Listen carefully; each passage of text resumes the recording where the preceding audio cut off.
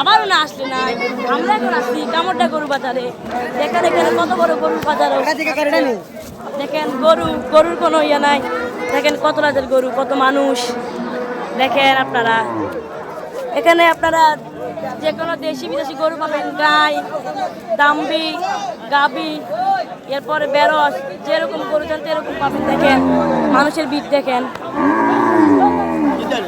কামড়টা বাজার, কামড়টা বাজারের উত্তর পাশে গরু বাজার। সবাই আসবেন আর এসে আমাদের